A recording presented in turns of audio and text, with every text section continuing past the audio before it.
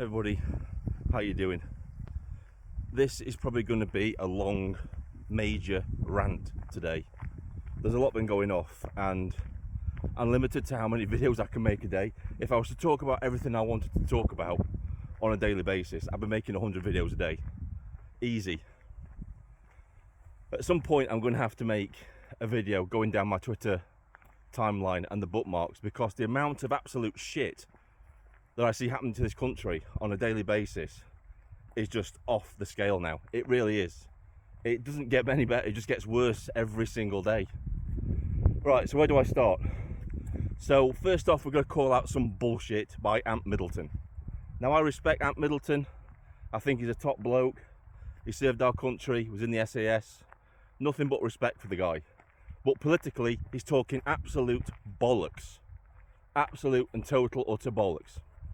He put out a statement on X which just didn't make any sense at all to me. He put out a statement on X to clarify things, which he didn't clarify anything at all. He just, he's deluded. He said that he hadn't been dropped by Nigel Farage as London mayoral candidate. He said he and Nigel Farage were still friends and he still supports Nigel Farage 100%. On that note, why? Why do you still support Nigel Farage 100% after the absolute shit show that the Reform Party has become as of late? And let's face it, right? You say you haven't been dropped as London mayoral candidate, yet the Reform Party have announced a new candidate that is going to replace you, and you've said you're going to stand as an independent as mayoral candidate.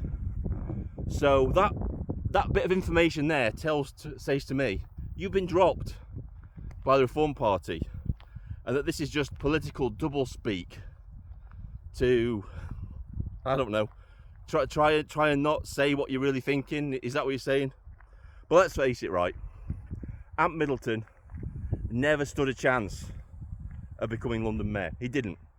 That's the reality of things. I didn't really talk about this because people were being given hope, and I think it's wrong. I think it's wrong to give people false hope. I think people need to be told the truth. They need to be woken up to the reality of things, because false hope is worse than lying to them. I'm angry. You can see I'm angry today. I'm really angry with a lot of things. We've got a lot of stuff to talk about in this video. But Ant Middleton was never going to win as Mayor of London. And there's one good reason for that. Is because London isn't a majority British, English city anymore. It's lost. It's been lost. London is lost regarding that matter now. We will never see an English or British London mayor again in our lifetime until the system itself is remedied. In the present system, it's rigged up, it's geared up for it to always to be Sadiq Khan as Mayor of London, or somebody like Sadiq Khan to be Mayor of London.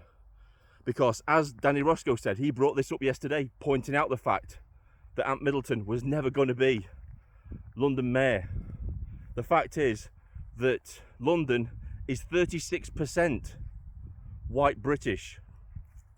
Now you might think, well, there might be other nationalities that might vote Ant Middleton's way that are, non-white British. But the reality of the situation is that there simply isn't enough people within London who could vote for Ant Middleton to get him past the line to make him London Mayor in the first place. What will happen is what always happens. The Muslims will block vote and they will vote Sadiq Khan back into power. That's what they will do. They will keep the status quo because he's the man that's giving them everything. They're not going to vote in somebody that is making grandiose claims about he's going to change the system, he's going to mass deport people, he's going to do massive reforms on the police. The people who put Sadiq Khan in power aren't going to vote for that, and that's the reality of the situation. So Ant Middleton is talking absolute bollocks. He's talking political doublespeak. when he says he hasn't been dropped as mayoral candidate for London by Reform Party. He says he and Nigel Farage are still friends. Nigel Farage doesn't have friends. Nigel Farage just has resources that he uses. And once that resource has used up its usefulness for him, he discards it, he tosses it away. We've seen this with people that he's done this to. And you're just the next in line to be tossed aside. Your fate was sealed the minute you agreed to go on stage September the 13th and talk at Tommy Robinson's rally. That's when you were done. You were done in Nigel Farage's eyes. That's it, you're done. So everything that you're saying at Middleton is complete and utter bollocks. Well, that's that out of the way. So I was watching all the protests yesterday and our illustrious police force that aren't our police force anymore. Let's stop calling them our police force. This is going to be a proper rant today, right? I no longer consent to be policed by the police anymore. I don't consent. They don't have my consent anymore to be the police. I don't recognise their authority anymore because they've stopped being a politically neutral, unbiased police force. They're not neutral anymore. We've seen it too often now where they're treating certain groups of people differently to other groups. If you're right-wing in nature, if you're a British patriot, they will come down on you like a ton of bricks. If you're some left-wing lunatic, then they'll protect you. They'll protect you. We've seen this, Mr. Magpie. We've seen this all the time now. The Britannia protest in London yesterday. Nayak, the Iranian guy, assaulted by far-left protester, punched in the face. Police treated the assailant as the victim and moved Nayak on. How many times have we seen this now? We saw it in Norfolk. We saw it in Norfolk, where the woman was punched in the face, directly in front of the police. Directly in front of the police. The assailant was moved on, not arrested, moved on, and the lady was told to go back to the protest. Even though she stated, I want him arrested, they didn't arrest him. For punching a woman in the face, right in front of the police. Now we all know, if the roles had been reversed, the assailant would have been flung to the floor and would have been hurtled off to a police station and fast-tracked through the justice system and would be facing years in prison for that.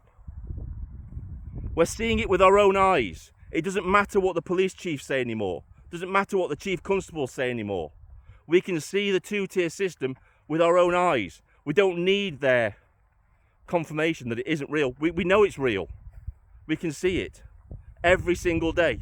The way that the police now act as Antifa's close protection unit, where they protect them, they surround them and guide them into position to hurl abuse at concerned parents and mothers and families.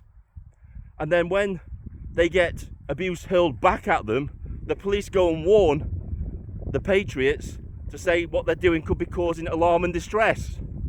It's bullshit. This country is going down the shitter rapidly. It really is. I'm so angry at the minute. Frustrated, angry.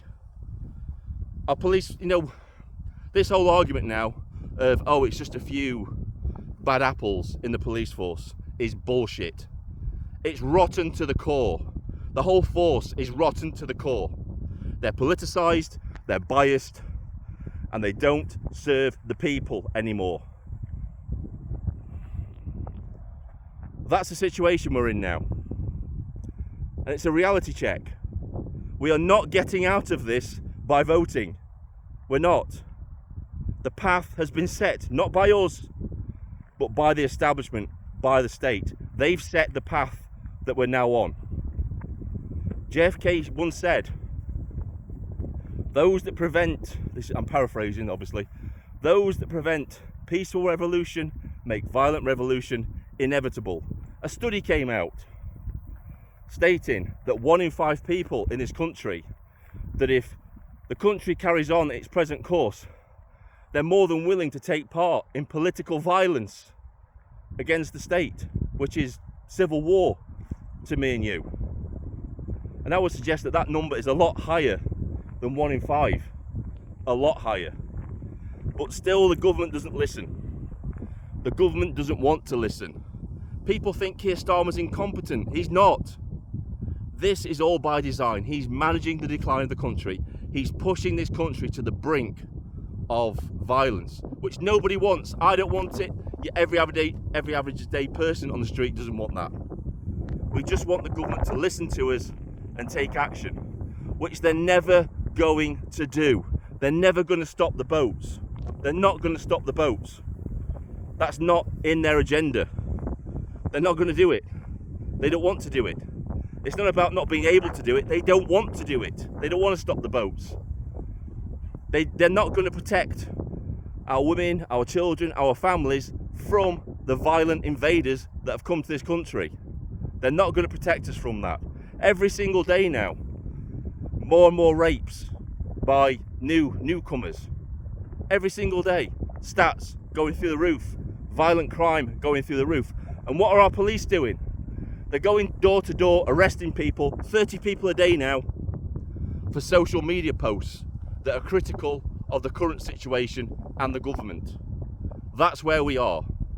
We're in an authoritarian regime. We're in a technocratic tyranny. That's where the government no longer prevents crime, tackles crime. Instead, they go after political dissenters, the people that are questioning the government. And we're seeing it widespread across the country. Crime stats going through the roof. Police not investigating burglaries. Police not investigating assaults. Police not investigating sexual assaults. All their effort is being put into suppressing the people of this country and trying to put their finger in the dam to try and stop the ultimate flood that is going to come. That's what they're trying to do. I can't see a Keir Starmer lasting much longer as Prime Minister. I really can't. His government is going to collapse. It should have collapsed months ago with the amount of scandals that it's had. But we are at breaking point. We are literally at breaking point. Dr. David Betts, when he was talking about civil war being 5 years, within the next 5 years, was way off the mark. Way off the mark. I've seen the tensions building within the protests themselves. People are getting angry. And what do the police do? They pour petrol on the flames. They inflame the situation instead of trying to de-escalate it. I don't hold any hope out for this country at the minute. I really don't. And like I keep saying, build communities. Build your communities. Be prepared to protect your families. That's it. That's all I've got to say. This is Vindicator. Sign off.